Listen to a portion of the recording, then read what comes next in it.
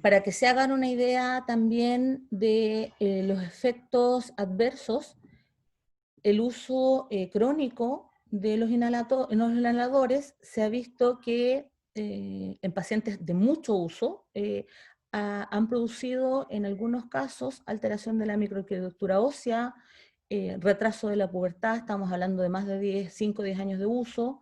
En algunos casos se ha visto con la beclometasona adelgazamiento de la piel, candidiasis oral sí o sí se ha observado, tos o irritación.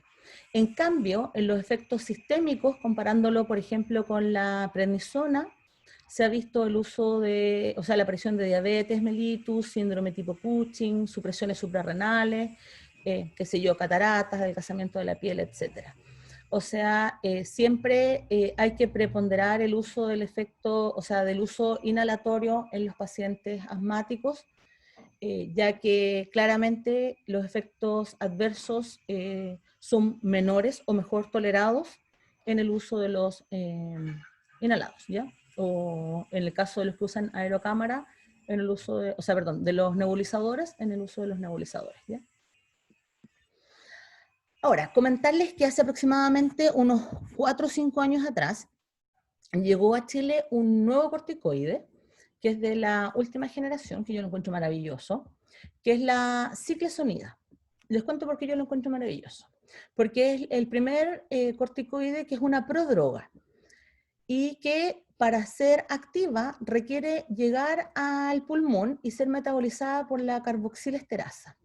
¿Qué significa esto? Que si se deposita en la boca, no tiene ninguna actividad corticoide y por lo tanto no genera candidiasis oral. De hecho, hay muchos estudios internacionales que han visto que disminuye efectivamente la presencia de candidiasis oral y de respuesta antiinflamatoria, ¿ya? Y por ende su acción corticoide es directa en la estructura pulmonar.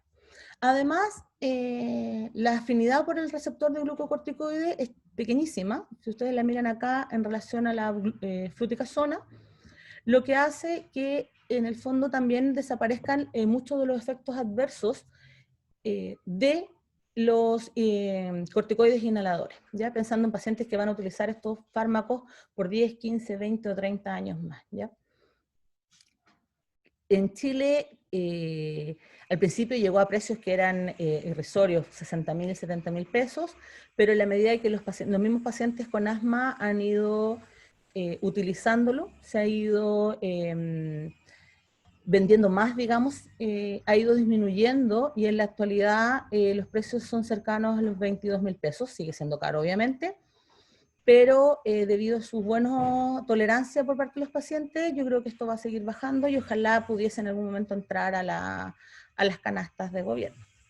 Ojalá, digo yo. Pero se los menciono porque es bastante interesante su uso, ¿ya? Finalmente, recordarles que no todos los pacientes pueden utilizar las vías inhalatorias debido a la cantidad de mucus que producen y a que la baja actividad que tienen los inhaladores sobre los receptores de glucocorticoides, recordando que son actividades inferiores a 1 en relación al cortisol y requieren entonces uso sistémico. En general, el más utilizado en urgencia es la metilprednisolona, no es el único, y también, como les decía yo, se utilizan otros más en los pacientes que requieren ambulatorios, ¿ya? Se ha visto que el uso de la metilprednisolona, por ejemplo, en estos pacientes muy reactivos, disminuye la cantidad de hospitalizaciones, también disminuye el riesgo de recaídas asmáticas y previene el agravamiento de las crisis. Sí, recordar que aparecen entonces estos efectos adversos asociados al uso de corticoides crónicos, pero aquí se debe evaluar el riesgo-beneficio y la verdad es que la mayoría de los pacientes tienen que utilizarlos. De hecho, hay pacientes, incluso infantiles, que llegan a tener que requerir hasta 3 dosis de prednisona diario, ¿ya? O sea que en el fondo tenemos que entender que es todo un espectro el tratamiento del asma, ¿ya?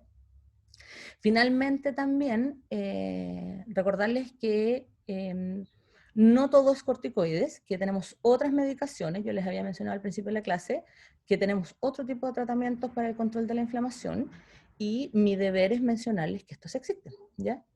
Para que no se queden solo con eso. Y para eso vamos entonces al uso de anticuerpos, ¿ya? Dentro del uso de anticuerpos, el medicamento más usado transversalmente aquí en Chile es el omalizumab, y van a tener que aprendérselo, porque el nombre, si bien es complicado, sí se utiliza bastante aquí en Chile. El nombre genérico es Xolair, no es el más utilizado, Xolair, perdón, no es el más utilizado aquí en Chile, o sea, no es el único nombre, perdón, pero es el más utilizado aquí en Chile. ¿Qué es lo que hace Xolair? Xolair se une a el anticuerpo IgE cuando éste está libre y inhibe la acción de IgE impidiendo que ésta se una al eosinófilo. Si IgE no se puede unir al eosinófilo, el eosinófilo no puede degranular. Y si no puede degranular, no puede producir histamina en grandes concentraciones, no puede producir factor activador de plaquetas, no puede activar a ciertas citoquinas y tampoco puede producir broncoespasmo, ¿ya? ¿Dónde se recomienda el uso de Xolair? En pacientes con asma alérgica, que se sepa que son relacionados directamente con la hiperactividad IgE. Hace algunos años se hizo un estudio en el Hospital San Juan de Dios con este tipo de pacientes. Estamos hablando de pacientes que pasan semanas hospitalizadas en primavera particularmente, producto al asma alérgico, y estamos hablando de pacientes generalmente menores de 12 años, y se vio que a los pacientes que se les inyectaba Xolair aproximadamente disminuía entre un 26 y un 50% la severidad del asma y el asma clínico, ¿ya? O sea, mejoraba claramente la situación hospitalaria y permitían que la persona estuviera en un estado ambulatorio. De hecho, Xolair no solamente sirve para el asma, sino que también para aquellas personas que sufren de crisis alergénicas diversas, mientras esté mediado por Xolair, también en pacientes que sufren de urticaria. ¿Cuál es el problema de Xolair?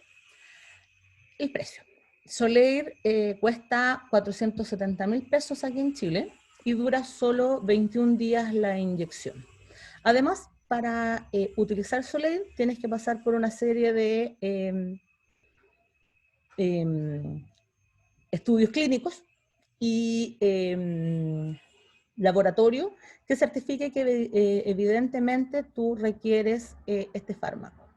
Xolair está dentro de la ley Ricarte-Soto, pero solo para los pacientes que tienen esta asma alérgica grave persistente con crisis mortal. Si no, lo tienes que cubrir todo el precio, ¿ya?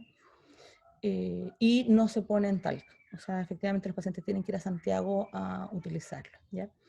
Se ha peleado bastante para que se incluyan más patologías, pero por desgracia no ha funcionado, ¿ya? ¿Cuáles son las consideraciones del uso de Xolair? Como Xolair se une a los anticuerpos IgE, no se puede utilizar en el momento que el paciente está en broncoespasmo, porque si no exacerbaría aún más la situación. O sea, el paciente tiene que ponerlo antes de que ocurra la crisis.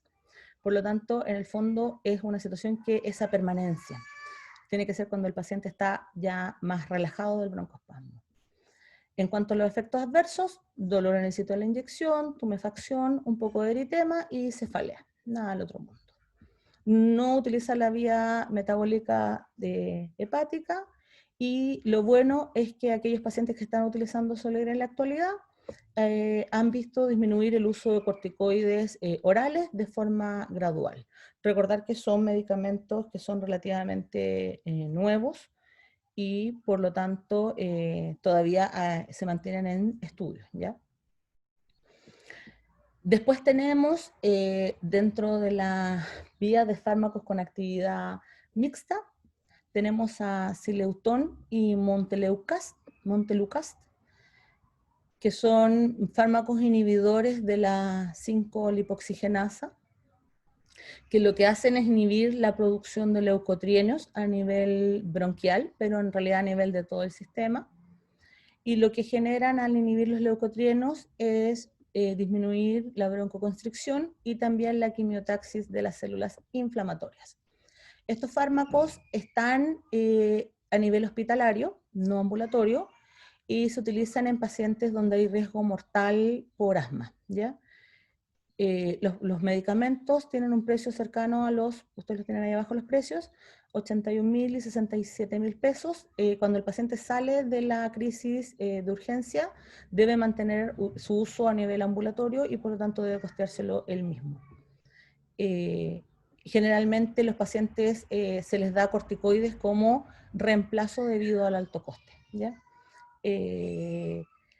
En general, nuevamente, no se ha visto que sean más efectivos que el uso de corticoides, pero sí tienen menos efectos adversos que el uso mismo de los corticoides, ¿ya?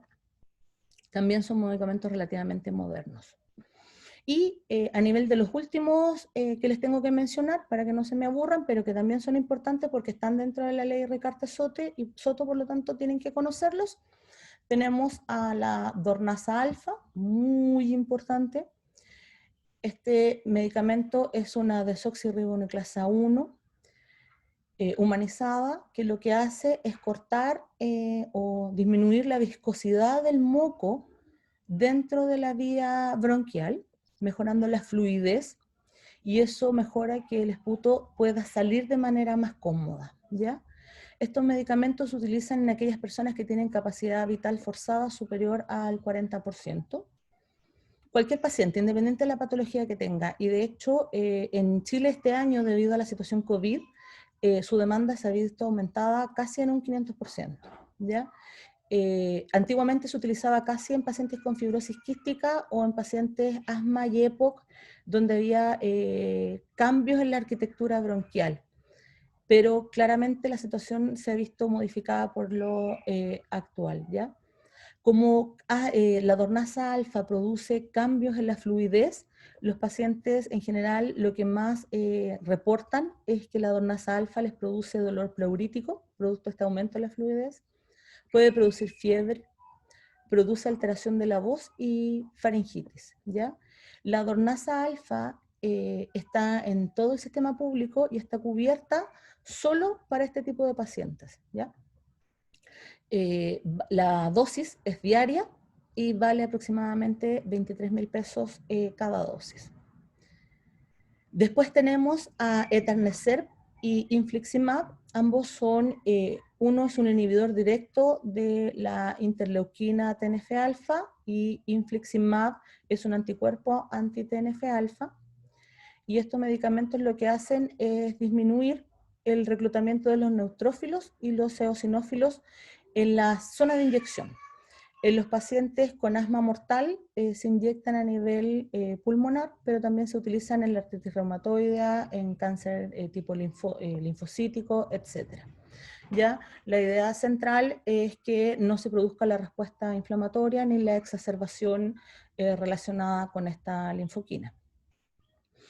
Nuevamente están cubiertos por el gobierno, una dosis mensual, ya sea 4 inyecciones semanales o una sola dosis por mes, tiene un costo equivalente de 400.000 pesos, pero solo está justificada en el caso de que haya riesgo de mortalidad para el paciente.